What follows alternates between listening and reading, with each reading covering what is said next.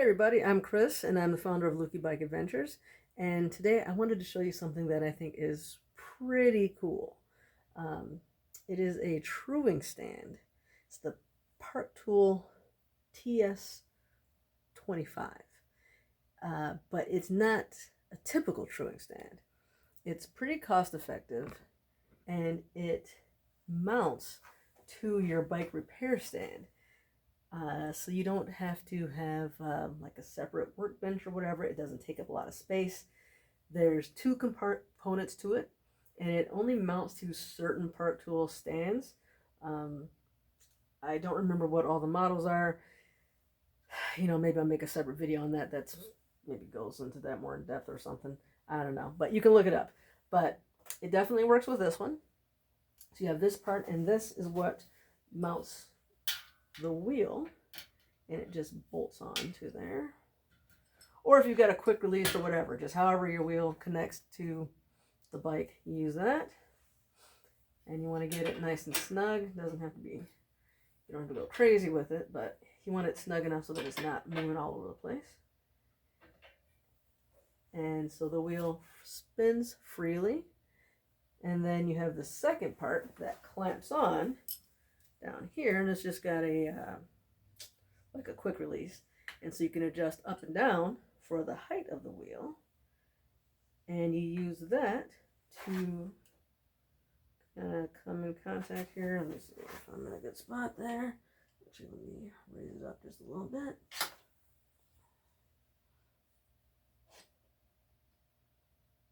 Right about there should be good. And what I usually do is I leave it nice and loose and just let it make it come in contact with the wheel, and then just spin it some. And now you can hear wherever the wheel touches, that means it's going in that too far that way. And so we want to get this. There's quite a bit of gap there. Let's see. If you can see, there's a pretty big gap there. See how that changes in size? I don't know if you could tell exactly, like right there, it's touching. And here, there's a gap that's like, my pinky can almost fit in there. It's like 6 millimeters or so.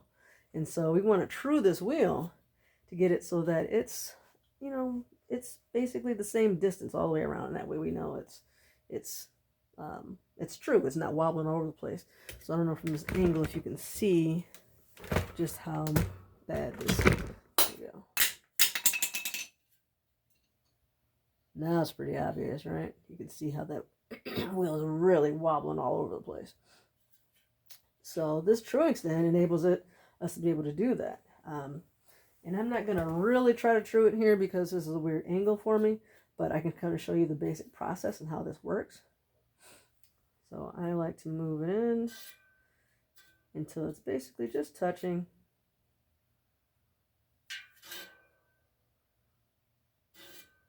And I go primarily by sound.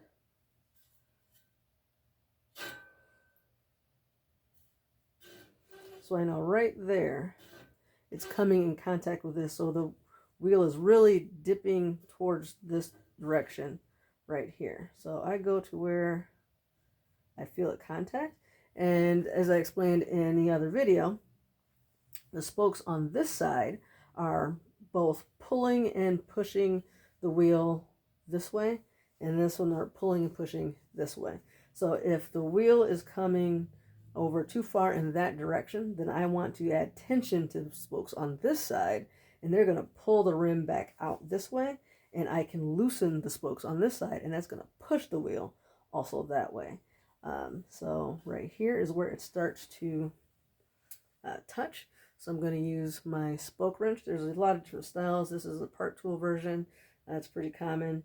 And so now I'm going to tighten this. And when you tighten, this is kind of weird because you normally are righty-tighty, lefty-loosey, but that's not how this works.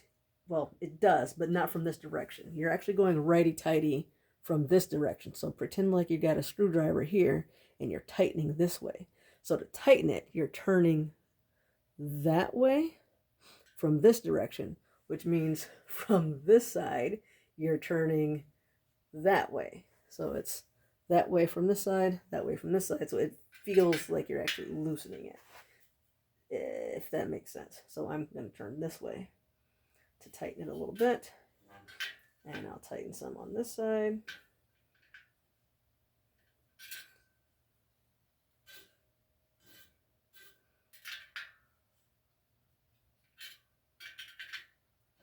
And this is something where you really want to do just a little bit at a time. So quarter turn. Didn't want to come off of there. And so now, see, now it's not touching. And so we just do that little bit by little bit. So I'm going to move this in a little bit more. Just a little. Now it's touching again. So let's go back to where it's touching. And I can do a little quarter turn here. Quarter turn there. Quarter turn here. And that one's a little stripped. I'm actually going to loosen a little bit here. Loosen a bit here. Loosen a little bit there. It's still touching, so we need to do more.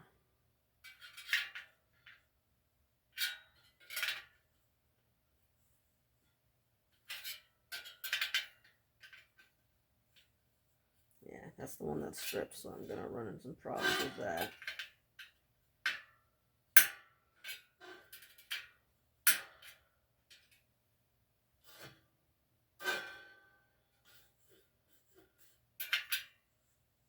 And I try to balance wherever I'm tightening, I want to loosen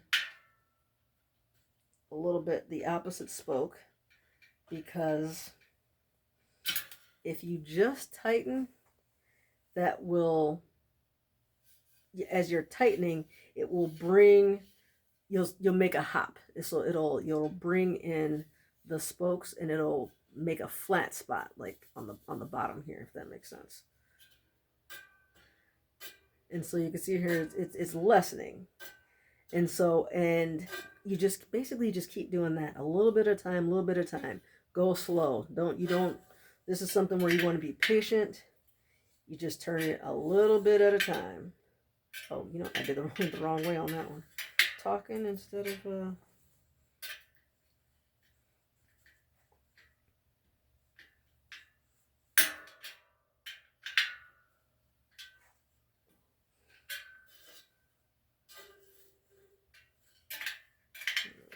let's loosen a little bit.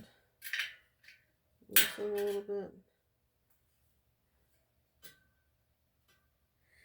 And to keep things balanced, I will typically switch opposite sides. So I'll go on this side and get it to a point where it's not touching. And I'll call that one round, let's say. Let's tighten this a little bit. That's this one.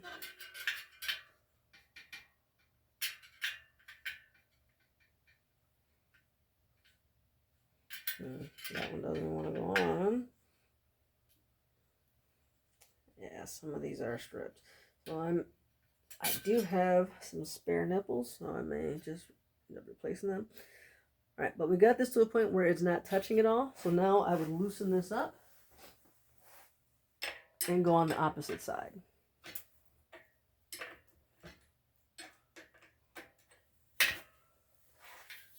Just so that I'm making sure that, basically I just want to be balanced. I'm truing both sides of the wheel in both directions to make sure that, I guess it all stays balanced.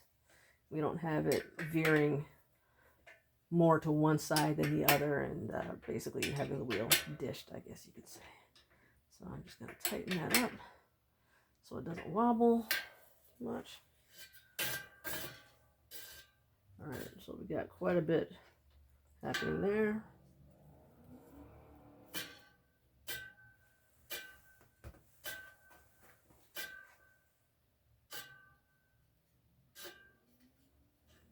Let's move this reflector up some.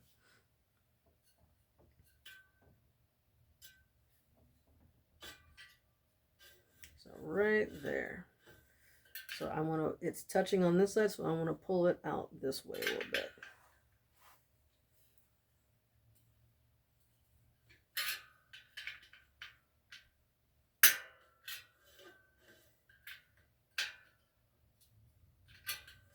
So quarter turns, half turns. Tightening this side a little bit, loosening this side a little bit. I'm doing just both of those actions.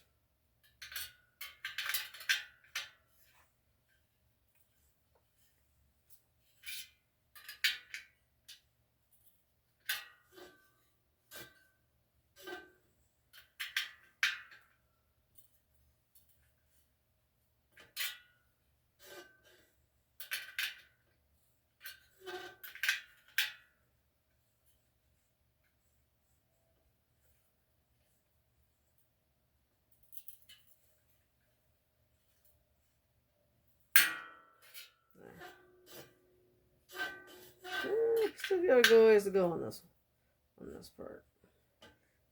It's stripping.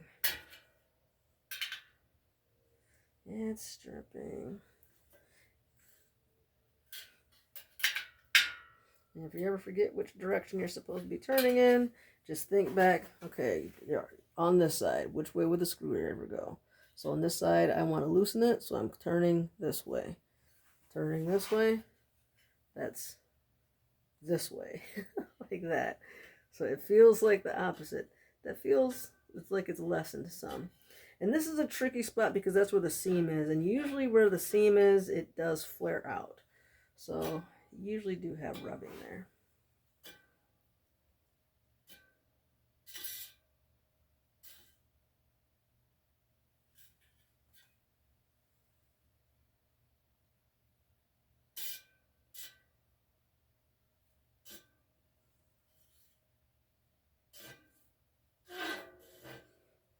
Really just rubbing where the seam.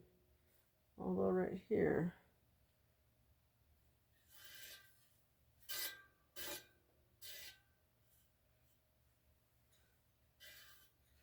try to straighten this out a little bit here.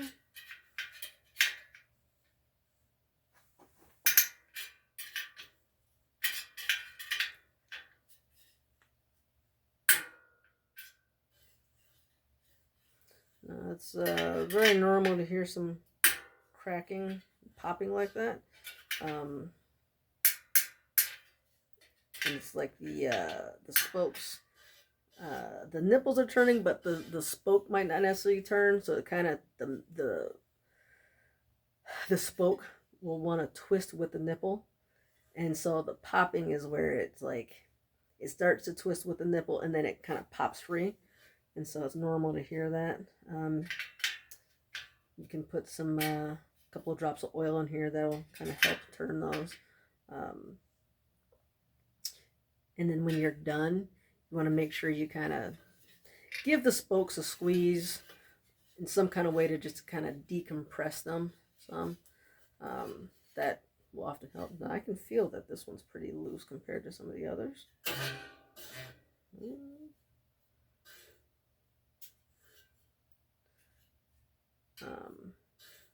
This is going to take a while, so I'll probably just end the video here, but that's the process, and that's how this truing stand works.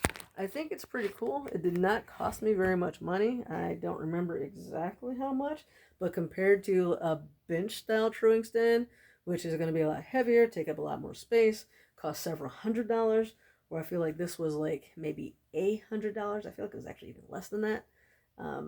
So I think it's pretty cool. It's not perfect. It's not as accurate as the more expensive kinds, obviously. It doesn't have, you know, the wheel does wobble some in here still. It's not perfect. But just for your casual bike mechanic, home bike shop, or if you're doing quick things on the side of the, not side of the road, but like, I don't know, like, kind of like a mobile type of repair type of thing. I think it's pretty cool and a decent buy. So I'm glad I have it. You know, a fancier one would be nicer, but I don't actually have the space for another one. So this works out for me, and I can take it out with me to our various rides and excursions, and I can do some mobile repairs, and I think that's pretty awesome. All right, so hopefully this was helpful to you or interesting, and like and subscribe. Check out the links below to learn more about what we're doing, and I will see you guys in the next video.